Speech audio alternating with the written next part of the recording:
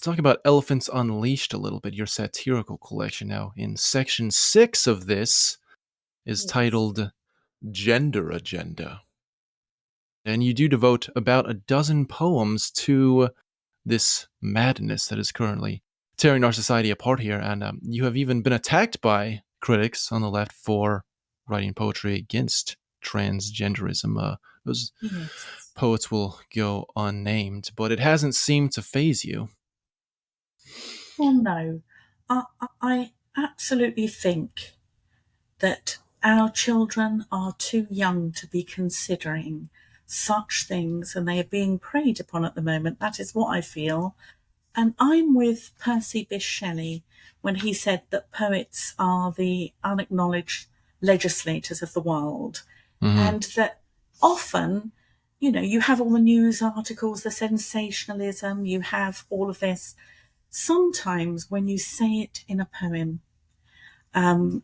it hits home, what's happening, and it makes a difference. That's what I'm hoping. And yeah, that is a subject that bothers me. Young people that are confused growing up. You know, it it bothers me, and I feel that um, sometimes I sit down to write something beautiful, and I'm called to write something else, and Mm-hmm. I do. Okay. And yes, I have been criticised horribly, for not caring for children, for Yeah, being that's what they always uncaring. say.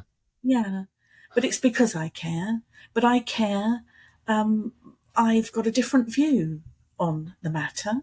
And I do care. I care very much, especially for people with gender dysphoria or Mm-hmm. people that are confused, um, young people that are confused, that open to being preyed upon by those making money Mm-hmm. from mutilating children. I'm going to say it because that's what Right. it is before they've had a chance to work out who they are or what they Mm-hmm. want. Do you have any? Is there a poem among that set that you would be comfortable reading to us here? Yes, absolutely. And it's sort of yeah, it's autobiographical, really, and I'm just glad that I lived in the age that I did. But it's called A Chemistry Lesson. Here goes.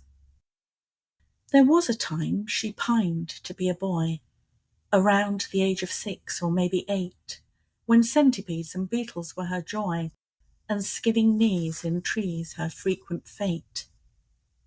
There was a time she longed for hair so short, no brush would tear and tug at tangled knots.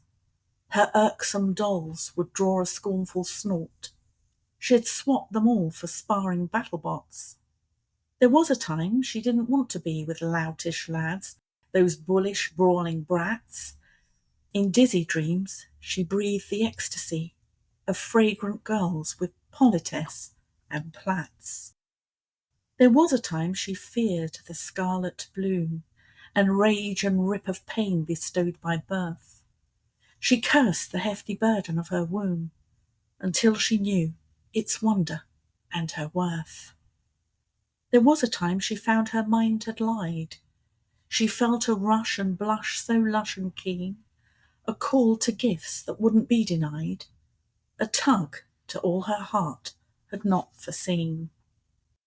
A pull that led to him, a pledge, a son, a love that sent confusion on its way, a life she wasn't meant to spurn or shun in times when science didn't pry or pray.